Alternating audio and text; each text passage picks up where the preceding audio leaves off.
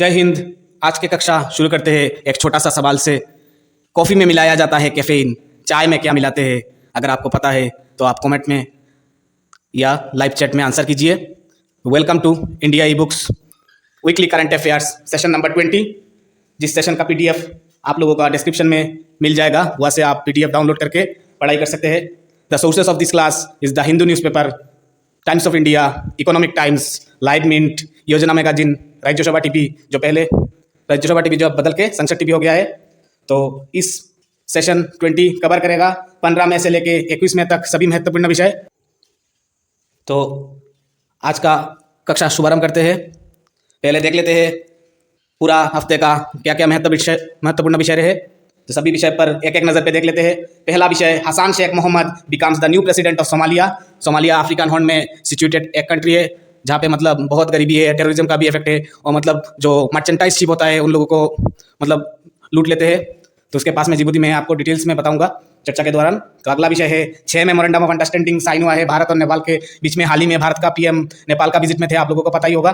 तो अगला विषय है PM Modi led foundation international centre for Buddhist culture and heritage. कहाँ पे ये बुद्धिस्ट कल्चर और हेरिटेज का जो इंटरनेशनल सेंटर है, इसका इनॉग्रेशन फाउंडेशन स्टोन रखा है PM मोदी ने लुम्बिनी नेपाल पे सिचुएटेड है, जहाँ पे गौतम बुद्ध देव या बुद्धिस्ट धर्म का प्रवर्तक जो है सिद्धार्थ भी उनका नाम था, तो उनका जन्म हुआ था और उनको शाक्यमुनि भी कहा जाता है। तो अगला विषय है Naveen Srivastava has been appointed as new ambassador to Nepal. Nepal का जो एम्बेसडर थे वो भारत का भी फॉरेन सेक्रेटरी हो गए, इसलिए नेपाल का एम्बेसडर का पोस्ट नवीन श्रीवास्तव को मिला है। अगला विषय, Elizabeth Borne has been named as new PM of France. France का न्यू PM का नाम सजेस्ट किया है फ्रांस का प्रेसिडेंट मैक्रोन ने। हमारा अगला विषय है Deshpriya Pillai becomes the first Indian to be declared saint by pope Francis. Pope Francis जो वेटिकन सिटी में रहते हैं और क्रिश्चियन सोसाइटी मतलब क्रिश्चियन धर्म के सबसे बड़े मतलब फादर के भी ऊपर होते हैं, पॉप बोला जाता है इनको। तो हमारा अगला विषय, Ramgarh Vishdhari sanctuary declared as India's 52nd tiger reserve. तो बहुत इंपॉर्टेंट है आपका एग्जाम पर्सपेक्टिव के लिए, मतलब सभी एग्जाम में ही एनवायरनमेंट रिलेटेड कुछ ना कुछ आता है, और टाइगर रिजर्व तो रहता है। ये वाला जो टाइगर रिजर्व है इंडिया का 52nd टाइगर रिजर्व है, और ये राजस्थान का 4th टाइगर रिजर्व है, रामगढ़ विषधारी सेंचुरी। तो इसके बारे में हम डिटेल्स में चर्चा करेंगे। अगला विषय है Nidhi Chibber appointed as the chairperson of CBSE। CBSE वो है जो central board of schooling education, जो CBSE और स्टेट बोर्ड भी होता है, जो सेंट्रली पूरा इंडिया का एजुकेशन उसके हाथ में रहता है। Nidhi Chibber is the chairperson. Bombay stock exchange BSE has appointed SS Munda its chairman. तो शेयर मार्केट के बारे में आप लोग जानते हैं, BSE है एक, NSE है एक, तो दोनों ही हमारा भारत का जो स्टॉक एक्सचेंज है। तो BSE का नया चेयरमैन है SS Munde. Rajiv Ranjan and Siddhikant Patnaik has been appointed as the RBI executive director. West central railway ने डेवलप किया है एक battery operated dual mode locomotive, उसका नाम है नवदोत। वो बहुत इको फ्रेंडली है, इसके बारे में भी हम डिटेल में चर्चा करेंगे। अगला विषय है first ever national conference for women legislature will be hosted by Kerala legislative assembly. तो इसका इनॉग्रेशन रामनाथ कोविंद जी द्वारा हुआ है। Canton cool climbed mount Everest for the 16th time. Mount Everest को इन्होंने 16 टाइम, हाल ही में 16 टाइम्स माउंट एवरेस्ट में चढ़े हैं वो। तो इसके बारे में भी हम डिटेल्स में चर्चा करेंगे। हमारा अगला विषय क्या क्या है देख लेते हैं। 19 मई से 21 मई तक government released breed wise report of life stock and poultry. Life stock वो होता है जैसे कि गाय भैंस, ऐसा लाइफ स्टॉक में होता है, गोट कह सकते हैं, और पोल्ट्री में आपका डाक, उसके बाद जो चिकन खाते हैं उसे क्या कहते हैं वो सब होता है। और वो जो है और 20 सेंसस रिपोर्ट जो है लाइफ स्टॉक सेंसस, उसके ऊपर बेस करके ये वाला ब्रीड वाइज रिपोर्ट आया है। India has become the 4th largest automotive market in the terms of vehicle sales worldwide. Bharat का स्थान ऑटोमोटिव मार्केट में चौथा है, मतलब गाड़ी का एक्सपोर्ट में चौथा है भारत, गाड़ी का सेल्स में चौथा पोजीशन है। पहला पोजीशन चाइना का है, दूसरा पोजीशन है USA का, तीसरा पोजीशन जापान, और अभी चौथा पोजीशन है भारत का, पांचवा है जर्मनी का। हम लोग डिटेल्स में इसके बारे में चर्चा करेंगे। अगला विषय है cabinet approved amendments in national policy on biofuels 2018। तो हमारा सभी वीकली करंट अफेयर्स के क्लास में इथानॉल, मिथानॉल, ऐसा कुछ ना कुछ बायोफ्यूल्स रिगार्डिंग, या बायोफ्यूल कुछ प्लांट का इनॉग्रेशन हुआ है बिहार में, ऐसा सभी मतलब वीकली लास्ट 2 महीने से मतलब बायोफ्यूल का कुछ ना कुछ रहता है। तो अभी जो बायोफ्यूल पॉलिसी है इसका मतलब अमेंडमेंट्स के लिए यूनियन गवर्नमेंट ने अप्रूव कर दिया है। यह बायोफ्यूल पॉलिसी 2018 है, मतलब पॉलिसी जो बनाया गया था वो 2018 है, उसको अमेंडमेंट किया जाएगा अभी 2022 में, उसका अप्रूवल मिल गया है कैबिनेट की तरफ से। Government announced foundation on cotton council of India. तो हमारा अगला विषय है रुचि सुआ ने जो पतंजलि का रिटेल फूड बिजनेस है उसको एक्वायर कर लिया है। 690 करोड़ रुपीस का डील है ये वाला, इसका भी चर्चा करेंगे हम। Hansa NG aircraft completes in flight engine relight test. तो उसका हंस NG एयरक्राफ्ट का टेस्टिंग सक्सेसफुली हो गया है। Delhi lieutenant governor Anil Baijal resigns from his post. तो एक बात बता देना चाहता हूँ, दिल्ली एक यूनियन टेरिटरी है, तो दिल्ली में जो गवर्नर है उनको मतलब गवर्नर नहीं कहा जाता है, लेफ्टिनेंट गवर्नर या एडमिनिस्ट्रेशन जो भी यूनियन टेरिटरी है उनका उन पे मतलब गवर्नर नहीं होते। तो ऐसे ही पोस्ट बना दिया गया है लेफ्टिनेंट गवर्नर का या एडमिनिस्ट्रेटर का, जैसे कि पौंडीचेरी में भी होते हैं एडमिनिस्ट्रेटर बोलते हैं उनको। तो दिल्ली में जो है उनको लेफ्टिनेंट गवर्नर बोलते हैं।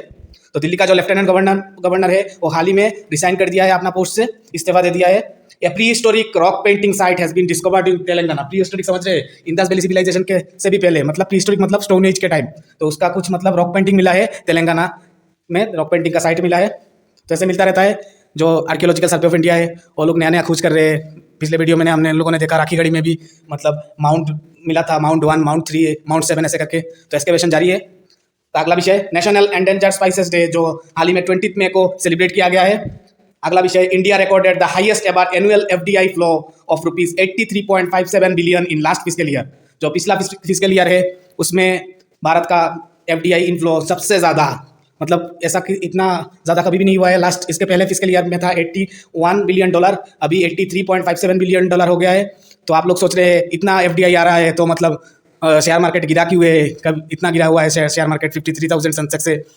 तो मैं आप लोगों को एक बात बता देना चाहता हूँ, FDI वो वाला सेक्टर है जहाँ पे मतलब इन्वेस्टमेंट जो कर रहे हैं, आप पकड़ लीजिए जियो है, जियो का मतलब रिलायंस का है शेयर, लेकिन जियो जो है कंपनी उसका शेयर अवेलेबल नहीं है। आप एक बार सर्च करके देख लीजिएगा, अगर आपको पता है शेयर मार्केट कैसे होता है तो आपको वहाँ पे जियो का मतलब शेयर नहीं मिलेगा। तो अगर जियो में आप लोग इन्वेस्ट करना चाहते हैं तो आप लोग कर नहीं पाएंगे BSE के द्वारा या NSE के स्टॉक एक्सचेंज के द्वारा। तो जहाँ पे मतलब डायरेक्ट कोई फॉरिनर इन्वेस्ट करे, मतलब BSE मतलब जियो में इन्वेस्ट करे, तो उसको FDI बोला जाता है। तो FDI आने से मतलब शेयर मार्केट इंक्रीज हो जाएगा, ऐसे बात नहीं है। FDI फॉरेन इन्वेस्टर क्या देख रहे हैं, ये वाला इंडिया का स्टार्टअप है, ये जियो है, इसका मतलब बहुत फ्यूचर में ज़्यादा गेन होगा, इसे देख के मतलब FDI इन्वेस्टमेंट आता है। ये अलग कॉन्सेप्ट है शेयर मार्केट से, FDI वाला कॉन्सेप्ट। FDI आने से ही मतलब शेयर मार्केट रिवाइव हो जाएगा, ऐसा कुछ कॉन्सेप्ट नहीं है। ठीक है, तो अगला विषय देखते हैं। India economy projected to grow at 6.4% in 2022 according to United Nations report. India first state own OTT platform, OTT मतलब ओवर द टॉप, जो मतलब थिएटर में जब फिल्म रिलीज होगा उससे पहले या कोई ज़्यादा से ज़्यादा फिल्म ही रिलीज होता है तो थिएटर से पहले OTT प्लेटफॉर्म में चल जाएगा। ये वाला जो केरला गवर्नमेंट का OTT प्लेटफॉर्म है वो 1 नवंबर से मतलब उसका इनोग्रेशन होगा। तो 1 नवंबर क्या था, 1 नवंबर केरला का फाउंडेशन डे था, इसलिए उस डे को सिलेक्ट किया गया है चीफ मिनिस्टर के द्वारा। तो फर्स्ट में से OTT प्लेटफॉर्म आ रहा है केरला में। वो स्टेट गवर्नमेंट का फर्स्ट मतलब इंडिया में पहली बार कोई first state owned OTT platform है, और इस OTT प्लेटफॉर्म का नाम है सी स्पेस। तो नया एक OTT प्लेटफॉर्म जुड़ रहा है सी स्पेस करके। तो हमारा अगला विषय और आखिरी विषय आज की चर्चा का इंटरनेशनल टी डे, जो कि 21 मई को सेलिब्रेट किया गया है। तो एक एक करके सभी विषय का चर्चा करते हैं। तो पहला विषय है हसन शेख मोहम्मद, जिन्होंने हाल ही में फिर से चुन के आए सोमालिया। फिर से मतलब लास्ट टाइम वो नहीं थे, उससे पहले 2017 तक वो थे, तो अभी फिर से 2022 में फिर से चुन के आए सोमालिया के प्रेसिडेंट बन के। तो 3 राउंड का इलेक्शन होता है हुआ का, तीनों राउंड का डजन ऑफ कैंडिडेट्स को लगभग हरा के प्रेसिडेंट बने हैं सोमालिया के। तो Somalia is facing challenge. Somalia किसके लिए मतलब फेमस है, आप लोगों को पता है, बहुत मतलब गरीबी है, सिविल वार भी है चल रहा है, वीक गवर्नेंस भी है सोमालिया पे। और जो टेरर मतलब वहाँ पे होता है क्या, वो जब जहाज जाता है मर्चेंट नेवी का तो लोग मतलब पायरेटिंग कर लेते हैं, मतलब जहाज को जाके छीन लेते हैं। बहुत ज़्यादा लोग जाते हैं सोमालिया में, मतलब बहुत ज़्यादा लोग ऐसे अटैक कर देते हैं जहाज के ऊपर जाके मर्चेंट नेवी के, वो फूड छीन के लेके आते हैं, पैसा उसा छीन के लेके आ जाते हैं। तो सोमालिया कहाँ पे आप लोग एक बार देखेंगे, ये देखिए अफ्रीका, देख रहे हैं आप लोग अफ्रीका कॉन्टिनेंट है। ये देखिए अफ्रीका कॉन्टिनेंट में ये वाला जो पोर्शन है इसको हम हॉर्न ऑफ अफ्रीका कहते हैं। इस हॉर्न ऑफ अफ्रीका में 4 देश है, जैसे देखिए आप सोमालिया है, इथियोपिया है, जिबूती है। ये देखिए छोटा सा देश है जिबूती, यहाँ पे है जिबूती ये वाला, और एक है इरिट्रिया। इरिट्रिया के बारे में मैं खास बात बताना चाहता हूँ, आप लोग याद रहेगा आप लोगों को। इरिट्रिया है ऐसा कंट्री, मतलब उसका नाम ही में ही इरिट्रिया है, ये आई वाला इरिट्रिया नहीं, ई से स्पेलिंग है इसका। लेकिन इस यहाँ का जो लोग है उनका लाइफ भी मतलब इरिट्रेट जैसा ही है। मतलब क्या है, उनका गवर्नमेंट का एक रूल है, वहाँ पे हर बंदा मतलब हर लड़का को 2 शादी करना पड़ता है। वो कानूनी मतलब रूल है गवर्नमेंट का। एक्चुअली क्या हुआ था, जो बहुत पहले नरसंहार हुआ था वहाँ पे, इसके कारण मतलब बहुत सारे लड़के का संख्या कम गया था। इसके कारण मतलब तो फीमेल तो ज़्यादा है उन लोगों का, लगभग पकड़ लीजिए आधा फीमेल, मतलब फीमेल की तुलना में लड़के वहाँ पे मेल संख्या आधा है। तो इसके लिए तो इतना ज़्यादा फीमेल रह जाएंगे, कौन शादी करेगा, इसलिए गवर्नमेंट ने एक कानून लाया कि हर लड़के को 2 शादी करना पड़ेगा। तो सोचिए 2 शादी, एक बीबी भी नहीं संभला जाता है यहाँ पे भारत में। 2 शादी मतलब लाइफ कैसा होगा, इरिटेटिव होगा। तो इरिट्रिया आप लोगों को याद रहेगा। उसके पास में वो जो रेड जो है मैंने दिखाया हुआ है, ये वाला जो रेड रेड पोर्शन है, आप लोग देखिए, ये वाला छोटा सा जगह जो है ये है इरिट्रिया और सोमालिया का बॉर्डर पे है जिबूती। तो जिबूती ऐसा जगह है जहाँ पे मतलब सभी देश का, चाइना का भी आर्मी बेस है, अमेरिका का भी आर्मी बेस है। तो यहाँ पे मतलब आर्मी बेस है। आर्मी बेस क्यों बनाया गया? उन लोगों के द्वारा जब मतलब सोमालिया के पास से जहाज निकलता था तो सोमालिया से मतलब पायरेट्स लोग आके वो जहाज को लूट लेते थे, तभी उनको कंट्रोल करने के लिए वही अमेरिका ने वहाँ पे बेस बनाया है। चाइना ने भी अपना बेस बनाया है। चाइना का बेस का तो कोई अलग अलग मतलब है, भारत का कंट्रोल करने के लिए बनाया है उसका बेस। तो उसके पास आप लोग देखिए सोमालिया है, ये देखिए सोमालिया पूरा हॉर्न जैसा ही है। सोमालिया सोमालिया देखने में पूरा हॉर्न, ये देखिए हॉर्न जैसा ही है सोमालिया। तो सोमालिया के नया प्रेसिडेंट है का चुना गया है। उसके पास ये वाला जो पर्सन है इथोपिया, ये भी अफ्रीकन हॉर्न में पड़ता है। तो कहाँ पे हम लोग बड़ा इमेज दिखाते हैं आप लोगों को।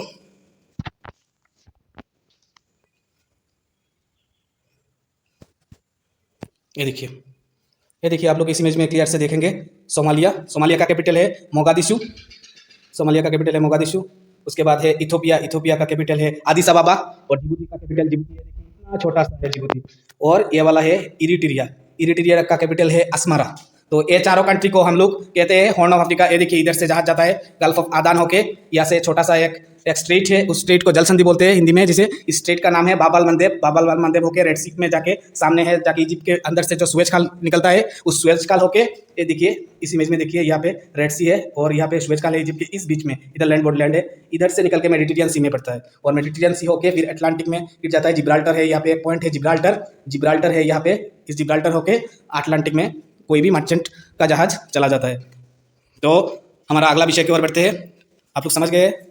तो अगला विषय है भारत का 6 मेमोरेंडम ऑफ अंडरस्टैंडिंग का सिग्नेचर हुआ है नेपाल के साथ। तो पीएम मोदी का हाल ही में कुछ दिन पहले मतलब विजिट था नेपाल पे। तो इस मेमोरेंडम में जो हुआ है मेमोरेंडम ऑफ अंडरस्टैंडिंग, इसमें एजुकेशन, हाइड्रो पावर सेक्टर, उसके बाद जो बुद्धिस्ट स्टडीज है उसका प्रमोशन के लिए, उसके बाद लुम्बिनी में बुद्धिस्ट यूनिवर्सिटी को ओपन करेंगे एजुकेशन सेक्टर में, और इलेक्ट्रिसिटी सेक्टर में भी बहुत सारा काम होगा। और जो एक नज़र में हम लोग देख लेते हैं क्या क्या प्रोजेक्ट था, ये देखिए आप लोगों के लिए मैंने लाया हूँ। मेमोरेंडम ऑफ अंडरस्टैंडिंग हुआ है इंडियन काउंसिल ICCR के साथ। लुम्बिनी में बुद्धिस्ट यूनिवर्सिटी का एस्टैब्लिशमेंट होगा, यहाँ पे doctor Ambedkar chair of Buddhist studies. Memorandum of understanding दूसरा हुआ है जो त्रिभुवन यूनिवर्सिटी होगा, उसका एस्टैब्लिशमेंट होगा। उसके बाद और एक है जो काठमांडू यूनिवर्सिटी, वहाँ पे भी बुद्धिस्ट स्टडीज़ अब से पढ़ाया जाएगा। उसके बाद IIT Kathmandu university, Nepal India institute of IIT Madras के बीच में भी एक MOU हुआ है। उसके बाद दूसरा MOU, लास्ट 5वां MOU है हमारा IITM मद्रास के साथ फिर से। इसमें मतलब लेटर ऑफ एग्रीमेंट हुआ है Kathmandu university, Nepal and Indian institute of IIM Madras के बीच में। और छठा वाला है agreement between SJVN limited and Nepal electricity. Actually ये वाला जो डील है 6 ही मेमोरेंडम ऑफ एजुकेशन है और 6 मेमोरेंडम ऑफ अंडरटेकिंग है, सॉरी। तो 6 मेमोरेंडम ऑफ अंडरटेकिंग में हाइडल प्रोजेक्ट मतलब इलेक्ट्रिसिटी का और एजुकेशन रिलेटेड ही है ज़्यादा से ज़्यादा। तो हमारा अगला विषय की ओर बढ़ते हैं। अगला विषय है पीएम मोदी का जो इनॉग्रेशन फाउंडेशन स्टोन का हुआ है international centre for Buddhist culture and heritage इन लुम्बिनी। लुम्बिनी में महात्मा बुद्धदेव जी का जन्म हुआ था। तो इंटरनेशनल जो ये वाला सेंटर जो है international centre for Buddhist culture and heritage, ये एक्चुअली ओपन किया गया है, जो भारत का जो मिनिस्ट्री है, ministry of culture, government of India, इसके द्वारा कंस्ट्रक्ट किया गया है। This centre will consist of prayer halls, meditation centre रहेगा, लाइब्रेरी रहेगा, एग्जीबिशन हॉल रहेगा इस सेंटर में। It also provides world class facilities to pilgrims, जो लोग मतलब श्रद्धालु जाएंगे उनके लिए वर्ल्ड क्लास फैसिलिटीज रहेंगे, और टूरिस्ट लोगों के लिए भी वर्ल्ड क्लास फैसिलिटी रहेगा। तो PM Modi also offered prayers at the Maya. तो पीएम मोदी माया देवी टेम्पल में भी उनका प्रेयर किए थे जब गए थे। ये देखिए आप इमेज, ये देखिए फाउंडेशन स्टोन, और ये देखिए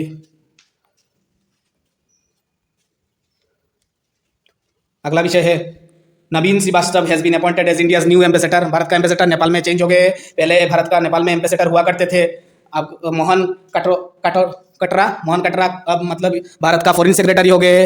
हर्षवर्धन सिंगले के बाद विनय मोहन कटरा भारत का फॉरेन सेक्रेटरी हुए हैं, इसलिए नेपाल का जो एम्बेसडर का पोस्ट वो खाली हो गया था।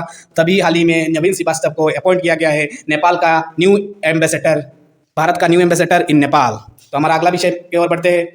Elizabeth Borne has been named as new prime minister of France by French president. तो फ्रेंच प्रेसिडेंट का नाम क्या है? मैक्रोन। कुछ ही दिन पहले दोबारा इलेक्शन में जीते थे, आप लोगों को बताया गया था और बहुत हिट्स न्यूज़ थे। और भारत का मतलब फ्रांस के साथ रिलेशन अच्छा है, आप लोगों को शायद मैक्रोन का नाम ऐसे ही याद रहेगा।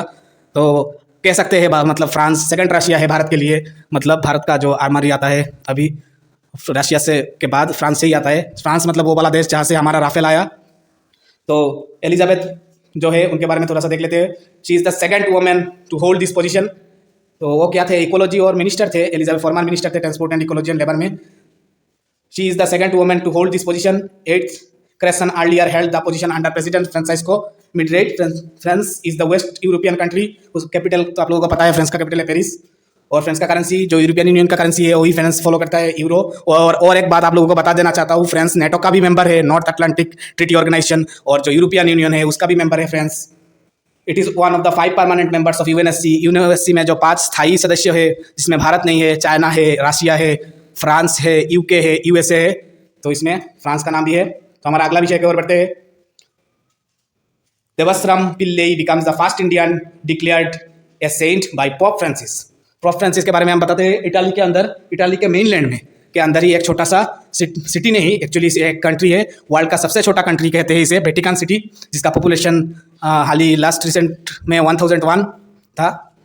तो वहाँ के मतलब सबसे, यहाँ पे एक्चुअली सभी पॉप लोग ही रहते हैं। जो फादर होते हैं चर्च का, उससे भी बड़ा सभी मतलब सबसे बड़ा पोस्ट होता है पॉप का। तो मतलब फिलहाल सबसे बड़े पॉप है पूरा वर्ल्ड के। तो इनका मतलब मुलाकात भी हुआ था, बहुत लिबरल लोग हैं ये। और मोदी जी के साथ भी उनका मतलब, मोदी जी जब वेटिकन इटाली गए थे, इटाली के विजिट में, तभी वेटिकन सिटी में भी गए थे। तो उनके साथ भी मुलाकात हुआ था मोदी जी का। तो उन्होंने डिक्लेयर किया है भारत का मतलब देवस्रम पिल्ले को एज ए सेंट। तो पहले देवस्रम पिल्ले पहली भारतीय है as a saint declared by such type of pops. तो हमारा अगला विषय की ओर बढ़ते हैं। जो रामगढ़ विषधारी सेंचुरी है उसको टाइगर रिजर्व में कन्वर्ट किया गया है, और यह भारत का 52nd टाइगर रिजर्व है, और राजस्थान का यह 4था टाइगर रिजर्व है। तो इसके बारे में थोड़ा सा देख लेते हैं। यूनियन मिनिस्टर जो है हमारा, union environment minister Bhupendra Yadav ने कहा है कि राजस्थान का रामगढ़ विषधारी सेंचुरी नोटिफाई किया है उन्होंने। It is the 4th tiger reserve for Rajasthan after Ranthambore, Sariska and Mukunda. तो क्या क्या राजस्थान का 4 टाइगर रिजर्व क्या क्या है? पहले तो था रणथंभौर 1, सरिस्का, मुकुंद्रा, और अभी नया वाला जो है वो है रामगढ़ विषधारी सेंचुरी। तो 4 टाइगर रिजर्व है अभी राजस्थान में। तो बहुत इंपॉर्टेंट है, आप लोग कृपया नोट कर लीजिए यह वाला topic. Ramgarh Vishdhari sanctuary includes Ranthambore tiger reserve in the northeast and Mukund Tiger Hills Reserve on the southern side. Last year national tiger conservation authority, NTCA जो है हमारा नेशनल टाइगर कंजर्वेशन अथॉरिटी, उसने परमिशन दे दिया था Ramgarh Vishdhari wild life sanctuary को as adjoining areas as a tiger reserve. तो यहाँ पे क्या क्या मिलते हैं इस टाइगर रिजर्व में, एक नज़र में देख लेते हैं।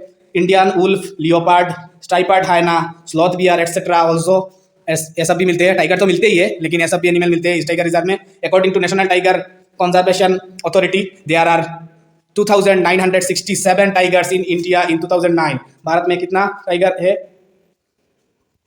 2967 टाइगर्स अकॉर्डिंग टू 2019-7। ये देखिए अकॉर्डिंग टू 2019। तो हमारा अगला विषय की ओर बढ़ते हैं। सीबीएसई का नया चेयरमैन अपॉइंट हुए हैं निधि चिब्बर, जो कि सीनियर IAS ऑफिसर है इंडियन एडमिनिस्ट्रेटिव सर्विस। वो सीबीएसई मतलब central board of secondary school. Currently she is an additional secretary in the ministry of heavy industries. तो Vivek Kumar Dewangan has been appointed as chairman and managing director of REC limited, ministry of power. She is currently serving as additional secretary in the ministry of power. Rakesh Sarwal जो MD है national वक्त development corporation के, और Shyam Bhagat Negi will be the additional secretary of cabinet secretariat. अगला विषय में की ओर बढ़ते हैं। BSE का नया चेयरमैन अपॉइंटमेंट हुआ है बॉम्बे स्टॉक एक्सचेंज का SS मुंडा है। The board of directors of Bombay Stock Exchange has approved this appointment. His appointment is subject to the approval of Securities Exchange Board of India (SEBI). SS Munda will replace Justice Bikramjit Sen। तो पहले जो थे वो justice Bikramjit Sen थे SEBI के BSE के chairman. तो अभी हाल ही में SS मुंडा न्यू चेयरमैन अपॉइंट हुए हैं बॉम्बे स्टॉक एक्सचेंज के। तो बॉम्बे स्टॉक एक्सचेंज कब शुरू हुआ था? वो इंडिया का प्रीमियर स्टॉक एक्सचेंज है, और वर्ल्ड का भी मतलब वो largest, world fastest stock exchange इन कह सकते हैं। इसका जो स्पीड है वो है 6 माइक्रोसेकंड्स। तो मतलब स्टॉक एक्सचेंज का स्पीड से भी मतलब उसका निरीक्षण होता है। ये देखिए 6 यहाँ पे लिखा हुआ है 6 माइक्रोसेकंड। तो हमारा जो बॉम्बे स्टॉक एक्सचेंज है उसका ऑपरेटिंग स्पीड है 6 माइक्रोसेकंड। बहुत इंपॉर्टेंट है आप लोगों के लिए। It is the first stock exchange to get approval from SEBI. पहले स्टॉक एक्सचेंज था जो सेबी के द्वारा मतलब अप्रूवल मिला था इसको। It's launched it's SME platform on 13 मार्च 2012। तो SME का जो भी प्लेटफॉर्म है स्मॉल एंड मीडियम एंटरप्राइज का, तो पहले स्मॉल एंड मीडियम एंटरप्राइज का प्लेटफॉर्म नहीं था। तो 2012 में स्मॉल एंड मीडियम एंटरप्राइज का प्लेटफॉर्म में सेबी ने लॉन्च किया। बीएसई ने लॉन्च किया अपना स्टॉक एक्सचेंज, जो जिसको मतलब एसएमई स्टॉक एक्सचेंज कहते हैं। It was established in 1875। It also the oldest stock exchange in Asia and it is located in, कहाँ पे लोकेटेड है सभी को पता है आप लोगों को, बीएसई कहाँ पे है, बॉम्बे स्टॉक एक्सचेंज, आप लोगों को नाम भी मतलब पता चल जाएगा, मुंबई पे है लोकेटेड। तो हमारा अगला विषय की ओर बढ़ते हैं। अगला विषय है आरबीआई का 2 एग्जीक्यूटिव डायरेक्टर अपॉइंट हुए हैं, राजीव रंजन एंड सिद्धिकांत पटनायक। तो ये दोनों जो राजीव एग्जीक्यूटिव है, सिद्धिकांत पटनायक, वो लोग देखेंगे department of economic and policy research, और राजीव रंजन जी देखेंगे मॉनिटरी पॉलिसी डिपार्टमेंट को टेक केयर करेंगे। तो वो लोग राजीव रंजन जी पहले मतलब एक्स ऑफिशियो मेंबर थे मॉनिटरी पॉलिसी कमेटी का, और सिद्धिकांत पटनायक एडवाइजर थे department of economic policy and research का। वही उनका ही डिपार्टमेंट से उनको मतलब एग्जीक्यूटिव डायरेक्टर बनाया गया है अभी, और अभी पूरा चार्ज मिल गया है उनको। तो पहले एडवाइजर थे, और राजीव रंजन जी पहले एक्स ऑफिशियो मेंबर थे मॉनिटरी पॉलिसी का। तो हमारा अगला विषय की ओर बढ़ते हैं।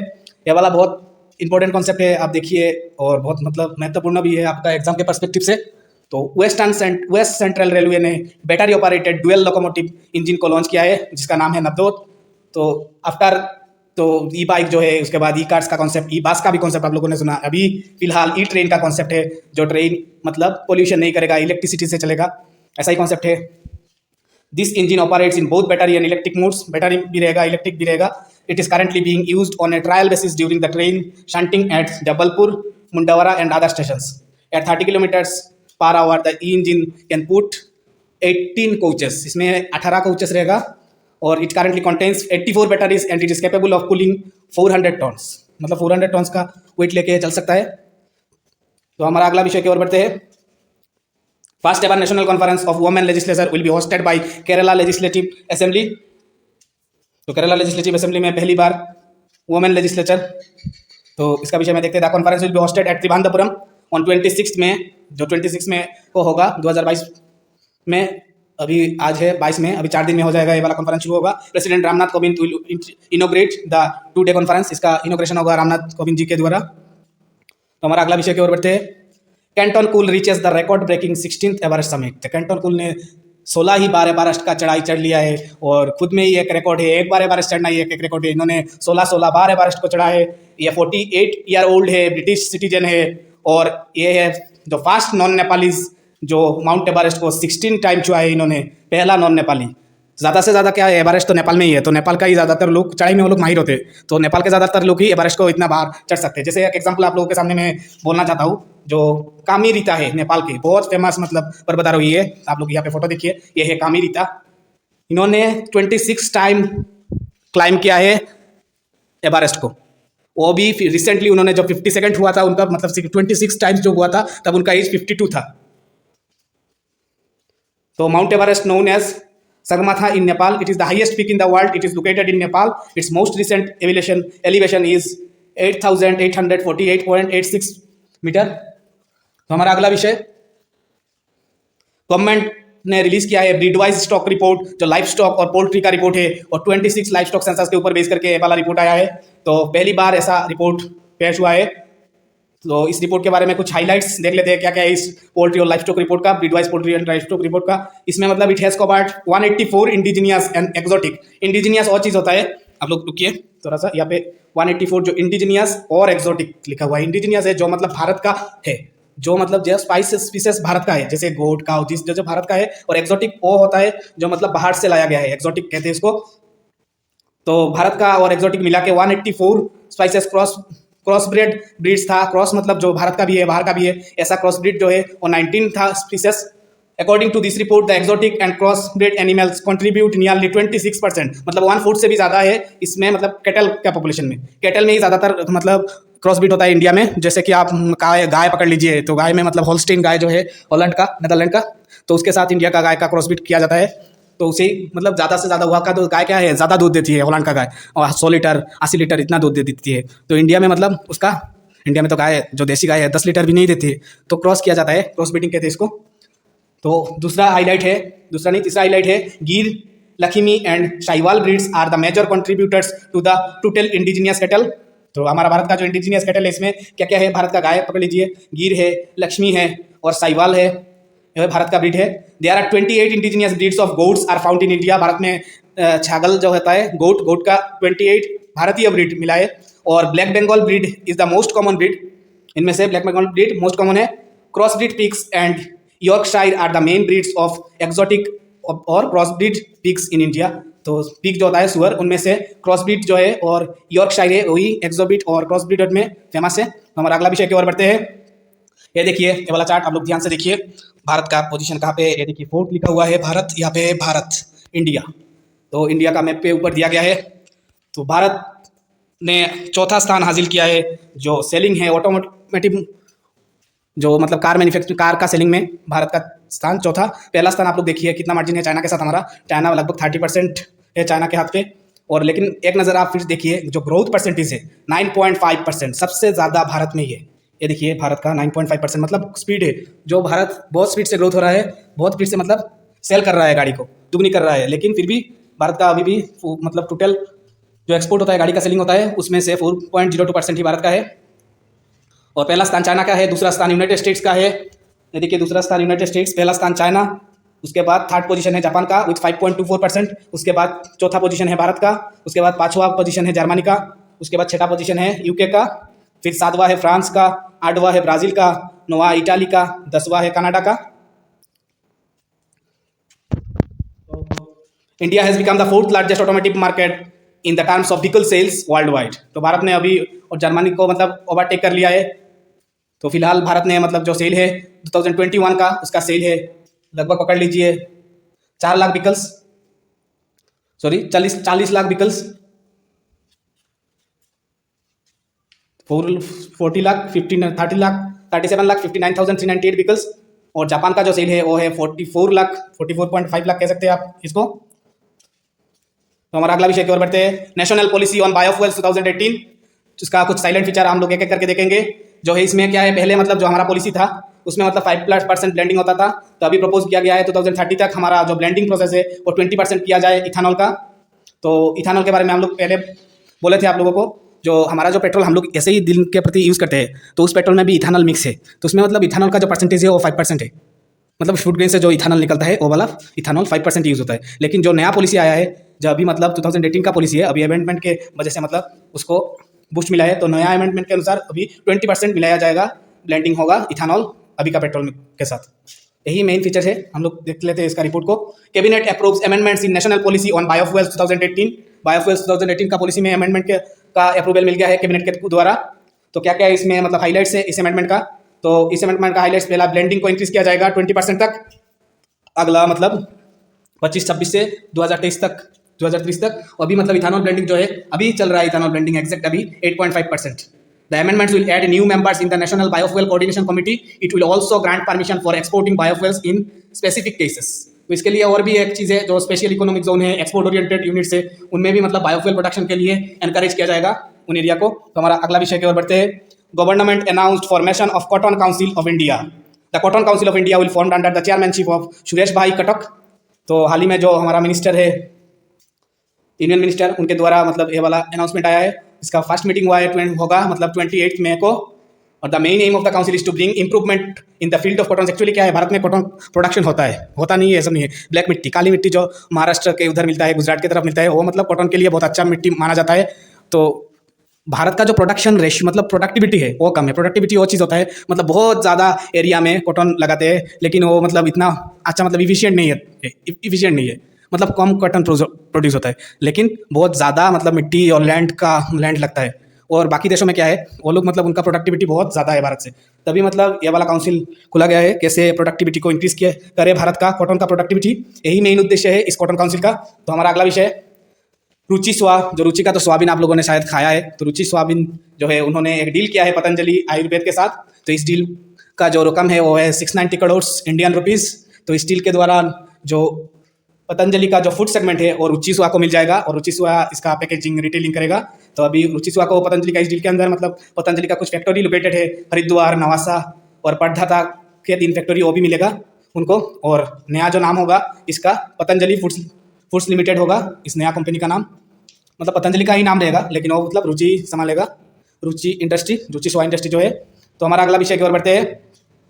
Hansa NG aircraft competes in flight engine relight test. Hansa NG aircraft जो डिज़ाइन किया गया है इंडियन फ्लाइंग क्लब के द्वारा का नीड को मतलब फुलफिल करने के लिए, Hansa NG is two seater new generation flying trainer aircraft. A trainer aircraft है, it has been designed and developed by the council for scientific and industrial research, जो CSIR है, और नेशनल एरोस्पेस लेबोरेटरीज NAL, उस दोनों के द्वारा, CSIR और NAL के द्वारा इसका मतलब डिजाइन डेवलप किया गया है इसको। It is successfully completed engine relight test at the aeronautical's large test centre ATR में इसका सक्सेसफुल टेस्ट हुआ है, और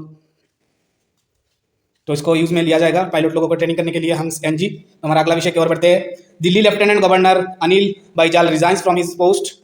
तो दिल्ली का जो लेफ्टिनेंट गवर्नर है, सुनिए, मैं फिर से बता देना चाहता हूँ, दिल्ली में गवर्नर नहीं होते हैं जैसे सभी स्टेट में होते हैं। दिल्ली एक यूनियन टेरिटरी है, और जो वो यूनियन टेरिटरी होता है उनको वहाँ पे प्रेसिडेंट मतलब अपना एक एजेंट भेजते हैं, और उस एजेंट का नाम या एडमिनिस्ट्रेटर रखते हैं या लेफ्टिनेंट गवर्नर कहते हैं। तो दिल्ली में या फिर कश्मीर में भी आप सुनेंगे लेफ्टिनेंट गवर्नर है। वहाँ का मतलब वो एक्चुअल जो स्टेट जैसा गवर्नर नहीं है, वो एक्चुअली प्रेसिडेंट का एक एजेंट ही है।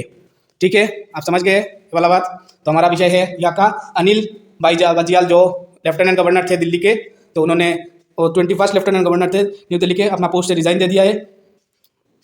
The Government of National Capital Territory (NCT) of Delhi Act 1991, passed by the Parliament in 2021, has made the Lieutenant Governor the head of the Delhi government. Lieutenant Governor of a Union Territory and Governor of a state has an equivalent powers. लगभग power लोगों का मतलब state का जो governor है और lieutenant governor या administrator के, उनका पावर लगभग सेम ही है, लेकिन वो यूनियन टेरिटरी है, कुछ एक्सेप्शन रहेगा सेंट्रल का। The president of India appoints a lieutenant governor in the union of territory of Delhi, Andaman Nicobar island and Puducherry etcetera.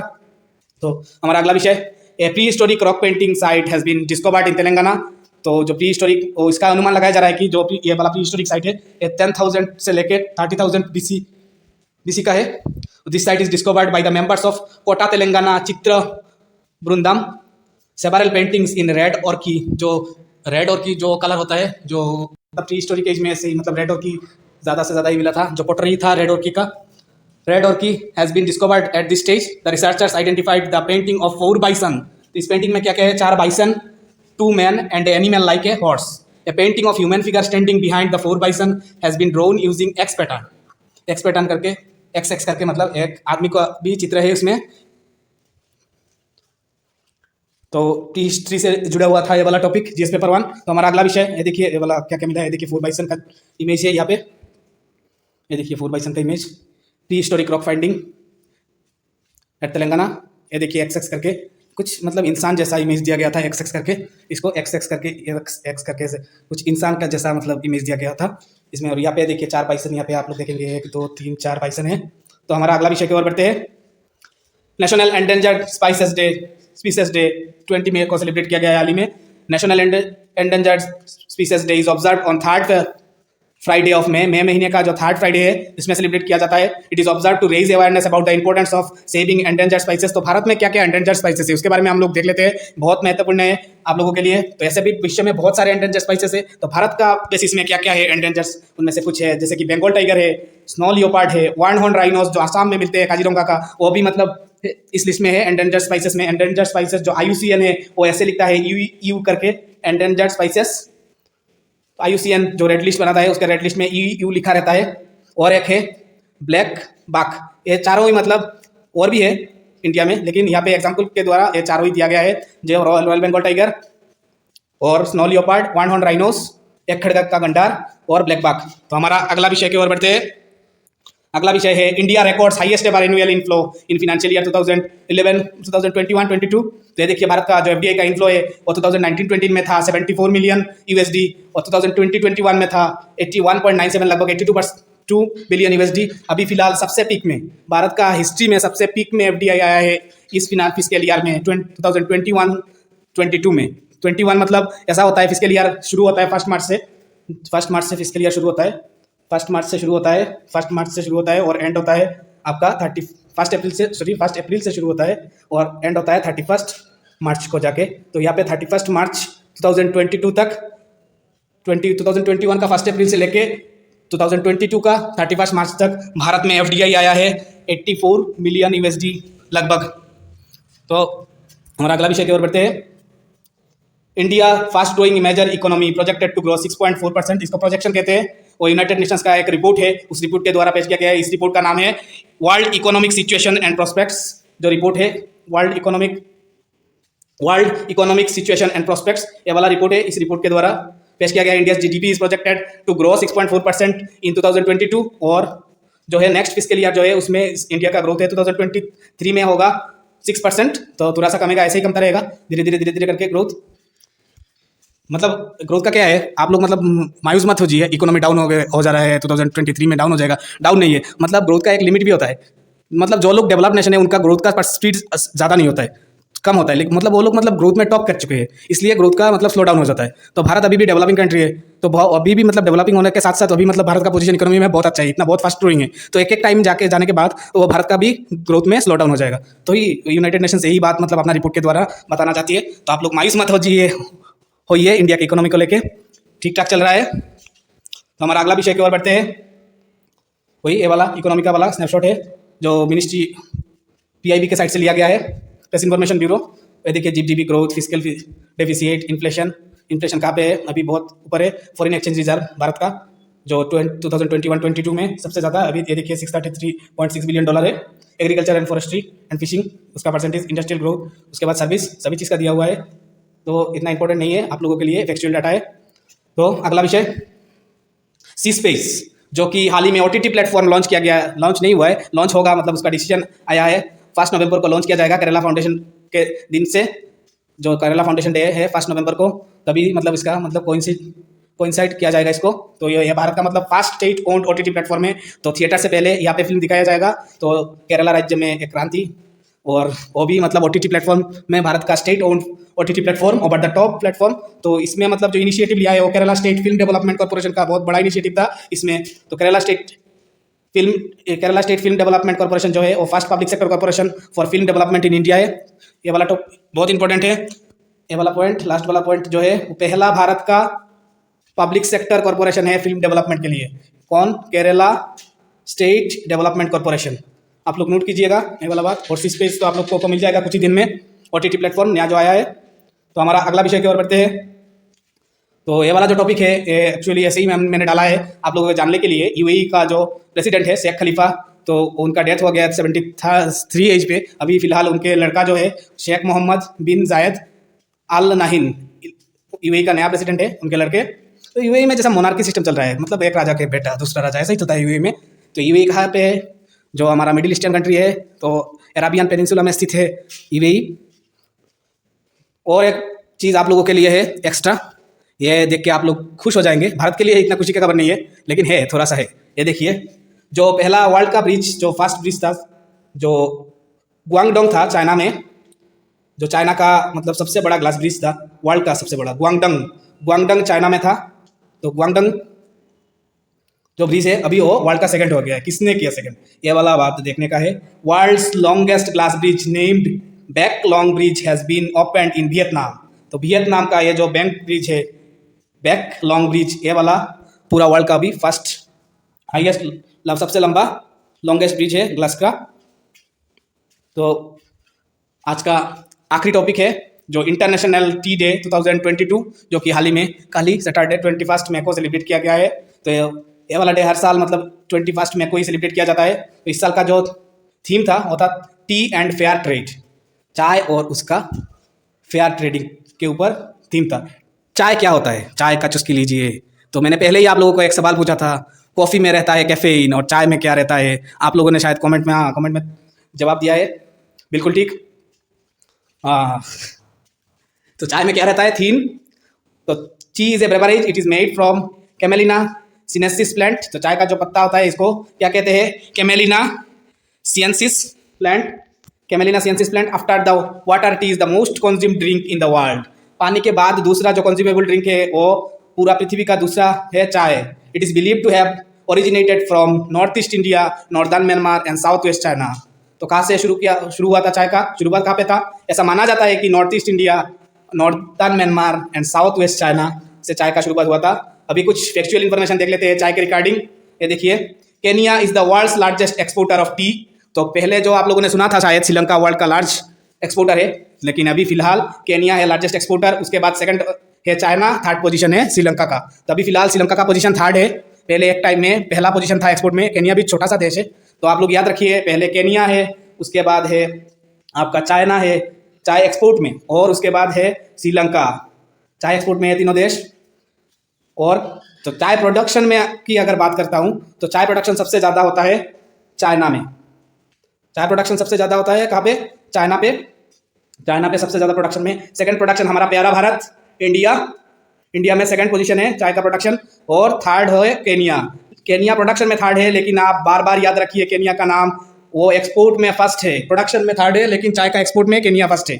तो चाय की चुस्की के साथ आप लोगों का आज का कक्षा यहाँ पे ही ख़त्म करते हैं। और इंटरनेशनल टी डे का आर्थिक शुभकामना सभी के साथ। चाय की चुस्की लीजिए और पढ़ाई कीजिए।